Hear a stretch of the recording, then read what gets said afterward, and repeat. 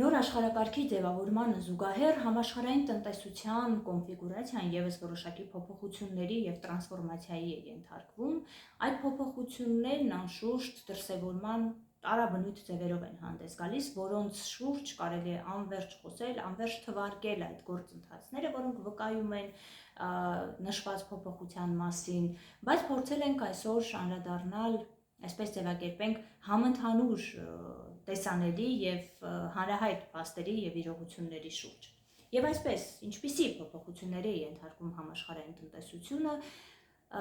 եւ որոնք են այդ գործընթացներից ամենաերևացողը։ Աշխարհը գնում է բազմաբևեռացման ուղղությամբ։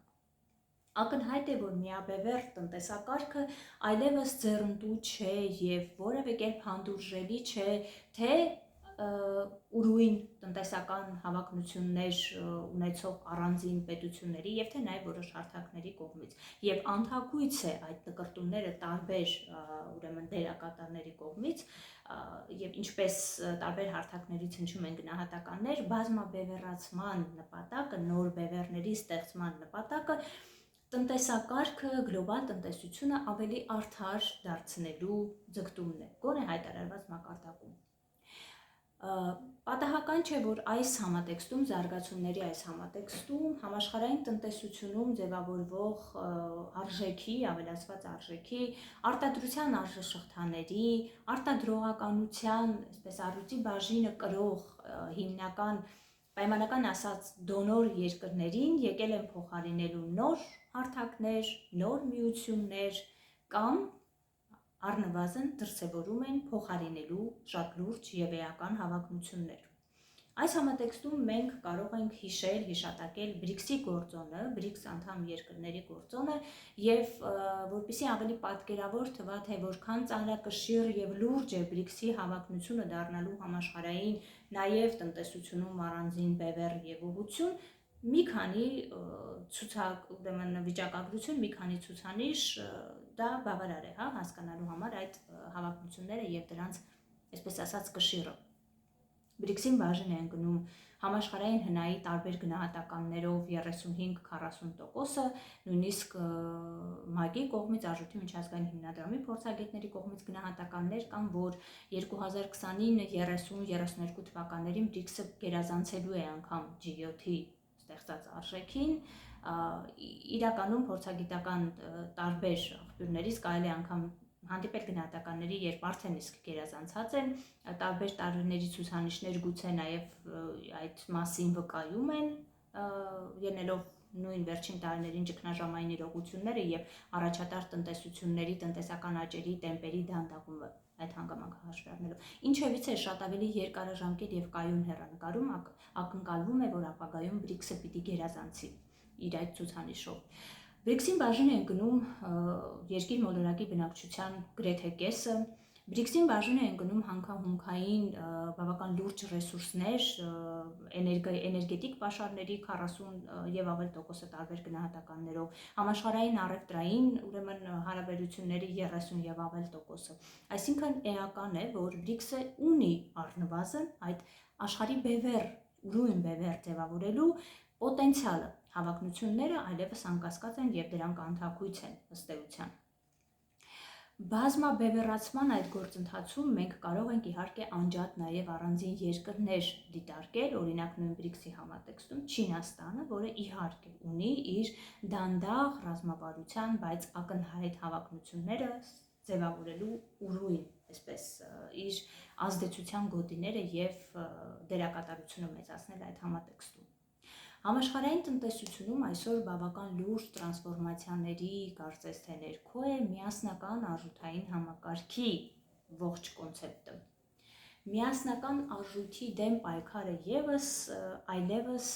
այսպես ասենք, հանրահայտ իրողություն եւ հայտարարված գործընթաց է։ Եվ այդ գործընթացը ընդհանուր առմամբ տեղավորվում է դեդոլարիզացիայի, ապադոլարայնացման process-ների ներքո, որոնք ունեն իրենց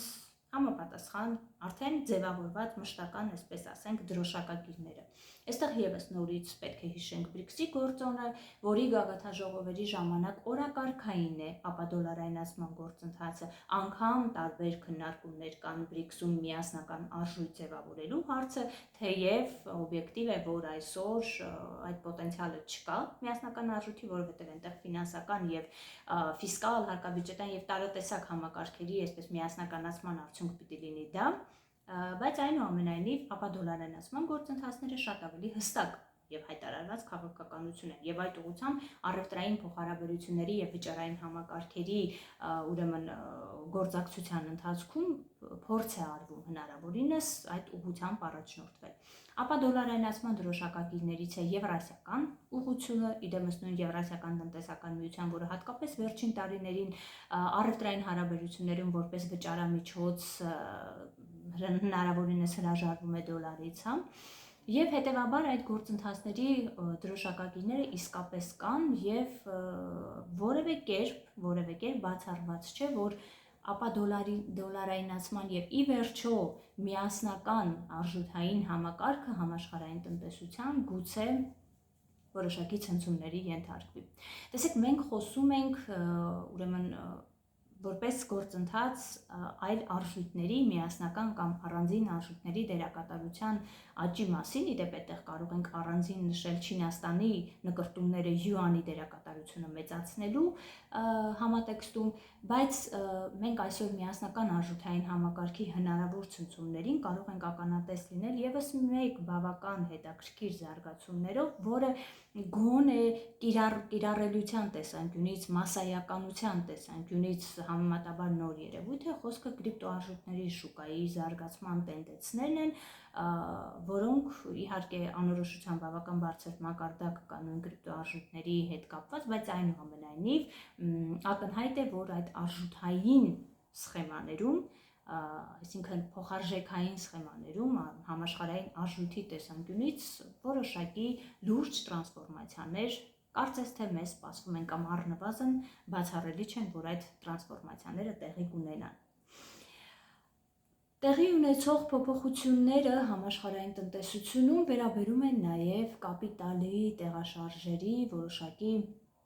այսպես քանակական եւ որակական ուրեմն դրսևորումներով, փոփոխությունների դրսևորումներով։ Տեսեք, երբ մենք խոսում ենք գլոբալիզացիայի մասին, որպես գլոբալիզացիայի դրական ազդեցություն, դրական գործոններից մեկը, ամենաթերևս լուրջը կամ ծանրակշիռներից մեկը, դա կապիտալի, աշխատուժի, նաև օտարերկրյա ուղղակի ներդրումների ակտիվություններ, աշխուժություններ, կապիտալ աշխատուժի ուրեմն ազատ տեղաշարժը կամ հնարավորինս պարզեցումը եւ այլն, որը ի վերջո հանգեցրեց արտադրողականության աճին, տնտեսական ցուցանիշների աճին, տարատեսակ եւ թե առանձին երկրների պարագայում եւ ընդհանուր տնտեսական ուրեմն համաշխարհային տնտեսության, գլոբալ եւ համախառն ցուցանիշների պարագայում, բայց վերջին տարիներին կարծես թե այդ գործընթացների որոշակի հակառակ միտումների ներքո ենք։ Օրինակ, բավական հետաքրքիր է, որ ՄԱԿ-ի առևտրի եւ զարգացման կոնֆերանսի UNCTAD UNCTAD, այդպես ավելի հայտնի անունով ասենք, այդ կազմակերպության գնահատականներով որպես գլոբալիզացիայի արդյունք ազդեցություն 1990-ից 2007-8 թվականների ընթացքում օտարերկրյա ուղղակի ներդրումների բավական մեծ աճի ներքո էր գտնվում համաշխարհային տնտեսությունը որպես համախառն ցուցանիշ, եթե դիտարկելու լինենք, բայց այդ գործընթացները նույն կառույցի գնահատմամբ 2017 թվականից գործընթացներն նկատի ունենք օտարերկրյա ուղղակի ներդրումների համախառն ցուցանիշները նվազել են, ինչը կառույցի փորձագետների գնահատմամբ ուղիղ հակադարձ է գլոբալիզացիայի գործընթացներին։ Սա իհարկե շատ հետաքրքիր է եւ առանձին այլ ցուցանիշներ եւս եւ առևտրային եւ տարատեսակ առևտրատնտեսական բնույթի համաձայնագրերի վերաբերյալ ցուցանիշների ուսումնասիրությունը եւս կարծես թե բերում է գլոբալիզացիային բնորոշ գործընթացների, գլոբալիզացիային բնորոշ դրական խթանիչ գործընթացների տեմպերի դանդաղման, այսինքն որոշակի հետ քաշման մասին վկայություն են ըստ էության այդ ցուցանիշների ուսումնասիրությունները։ Եվ հետևաբար այսօր այդ գործընթացները եւս կարծես թե վկայում են հակագլոբալիզացիոն որոշակի դրսևորումների վերաբերյալ։ Ինչպես նշեցինք, այս երևույթները իրենց տարատեսակներով, ենթատեսակներով շատ երկար կարելի է ուսումնասիրել, իրենց դրսևորումներով եւ այլն։ Մենք իհարկե կփորձենք մեր խոսքի շարունակության ընթացքում որոշման այսպես մասնավոր դեպքեր քննարկել եւ ուսումնասիրել, բայց այնուամենայնիվ, եթե փորձենք ընդհանուր հասկանալ, լավ ինչ է տեղի ունենում այսօր համաշխարհային տնտեսությունում, ապա որպես տրենդային միտումներ էլի բավական հետաքրքիր վերլուծություններ եւ գնահատականներ կան, բայց քիչ չեն նաեւ այն մոտեցումները եւ իսկապես այսօր համաշխարհային տնտեսությունում տենդենսները վկայում են, որ մենք գործ ունենք մի յուրահատուկ ֆենոմենի հետ, համաշխարհային տնտեսության տարածաշրջանացման հետ, որը գլոբալիզացիայի հետ ունի բավական հետաքրքիր հարաբերություններ։ Սա իհարկե ընկալման եւ գնահատման խնդիր է։ Ինչու եմ այդպես ասում, որովհետեւ տեսեք, տարբեր տարածաշրջանացման տեսության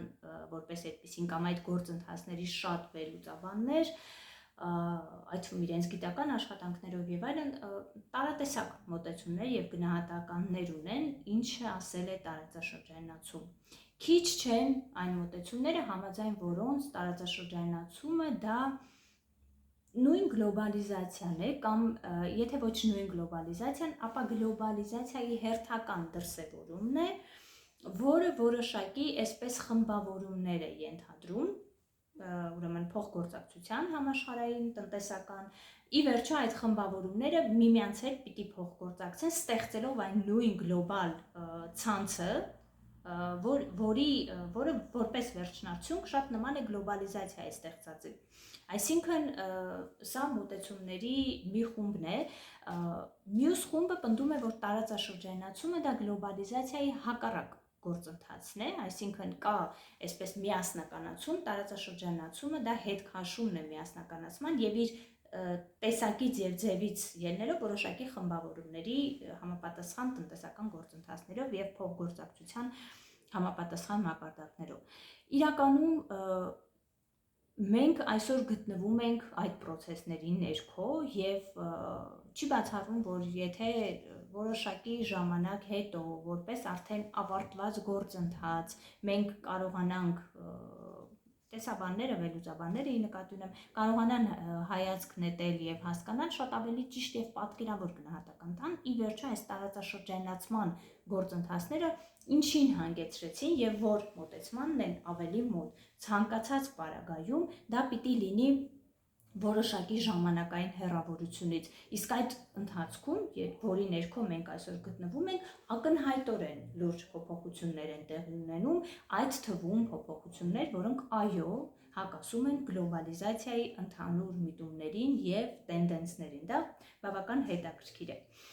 Տարածաշրջանացման գործընթացների որպես այսպես ընդհանուր գործընթացի բնութագրիչ բավական հետաքրքիր առանձնահատկություն եւ միտում այսօր նկատվում է իդեմս այն հանգամանքի, որ ուրեմն տարածաշրջանացում տեղի է ունենում կամ դրա արագ եւ արդյունավետ դրսևորումներից են այն դեպքերը, երբ գործընթացները կատարվում են որոշակի մեգա նախագծերի շուրջ։ Մենք այդտեղ կարող ենք հիշել Չինաստանի մեկ գոտի մեկ ճանապարհ ուրեմն նախագիծը, որը իր շուրջ հավաքում է այսպես որոշակի երկրներ, հետաքրքրությունները եւ շահերի հատման հիմքում, շահերի հատում դեպի այդ նախագիծ եւ նախագծից օգտվելու հնարավորություն, ցանկություն եւ այլն, այսինքն հավաքող որոշակի նախագծեր կան, որոնք բավական լուրջ նպաստ են բերում հենց այդ տարածաշրջանացման գործընթացներին։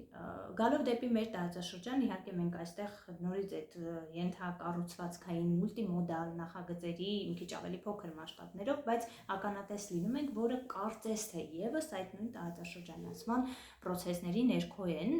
եւ այստեղ բավական հետաքրքիր է այդ առանձնահատկությունը ուսումնասիրելը։ Միևնույն ժամանակ, երբ մենք խոսում ենք տարածաշրջանացման գործընթացների մասին, որքան էլ դիտարկելու լինենք դրա միայն տնտեսական բաղադրիչը եւ ասպեկտը, շատ դժվար է ուրեմն այդ խնդրին մոտենալ առանց հաշվի առնելու քաղաքական կամ որ ավելի ճիշտ կլինի ասել աշխարհաքաղաքական կոմպոնենտը եւ բաղադրիչը։ Հատկապես այսօր առանց այդ բաղադրիչի խնդրի դիտարկումը դժվար է ռուս-ուկրաինական պատերազմից հետո, երբ հավաքական արևմուտք կոչվածը, որի հավաքական արևմուտք իհարկե վերապահումով ձևակերպումը տանք, բայց այդ արևմուտք եւ Ռուսաստան հակազդեցությունը շատ լուրջ սրումներ ստացավ եւ այդ թվում տնտեսական հարաբերությունների որպես շարունակականության եւ զարգացման լուրջ խոչընդոտ քաղաքական ուրեմն անհամաձայնություններն են։ Այստեղ բավական հետաքրքիր լուրջ տրանսֆորմացիայի ենք մենք ականատես լինում, ինչի մասն է խոսքը, տեսեք, երբ մենք ուսումնասիրում ենք համաշխարհային կոնֆլիկտների, հատկապես այն կոնֆլիկտների, որոնք եկել են որոշակի լուծման, հանգուցալուծման, հանրությունների հաշտեցման եւ այլն, երբ այդ կոնֆլիկտների փորձն ուսումնասիրում ենք, շատ հետաքրքիր միտում եւ այսպես ունիվերսալ երևի թե նախադրյալներից մեկը տնտեսական փոխգործակցության խթանիչ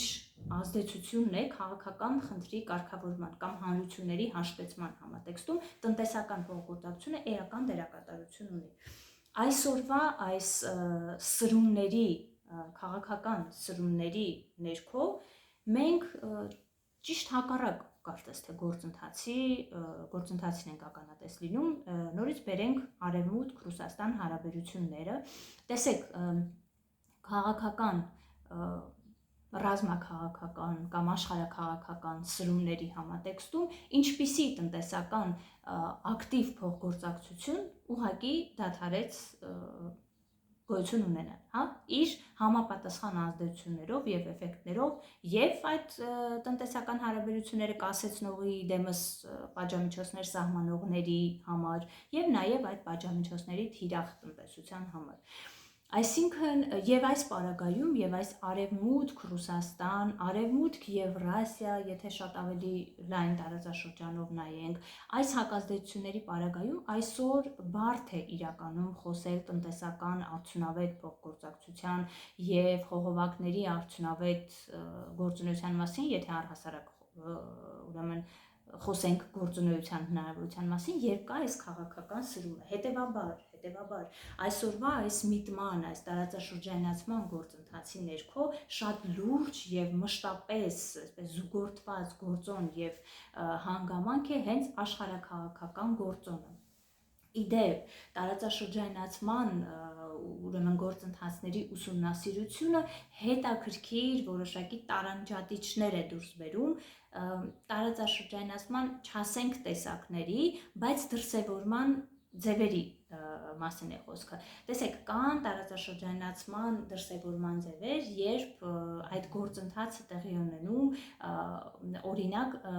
ինտեգրացիոն, տնտեսական ինտեգրացիայի հիմքով, այսինքն ձևավորվում է տնտեսական ինտեգրացիոն կառույց եւ միություն եւ այդ ինտեգրացիայի շուրջ տեղի ունենում այդ տարածաշրջանացման, այսինքն այդ կենտրոնը ինտեգրացիոն իր հավաքման գործընթացը իրականացնում է։ Սա մի տեսակ է։ Տարածաշրջանացման դրսևորման ձևերից է որոշակի այսպես միկրոռեգիոնալ տարածաշրջանացման գործընթացները, երբ այդ ուրեմն տնտեսական շատ ավելի սերտ փոխգործակցությանը եւ այդ կենտրոնացմանը առավելապես նպաստում է աշխարհագրական գործոնը, այսինքն միմյանց մոտ տարածաշրջաններ, ելնելով բնական պայմաններից, օբյեկտիվ պայմաններից, ռեսուրսների ավելի արդյունավետ կիրառման հնարավորությունից, ուրեմն ռեսուրսների փոխանակման եւ այլն, այսինքն կապիտալի եւ այլ շարժերի ավելի հարմար պայմաններից պայմանավորված աշխարհագրությամբ ձևավորում են կամ մտնում են այդ տարածաշրջանացման գործընթացների ներքո։ Եվ մյուս ուրեմն դրսևորման ձևը դա հենց աշխարհաքաղաքական գործոնով պայմանավորված տարածաշրջանացումն է, երբ շատ հաճախ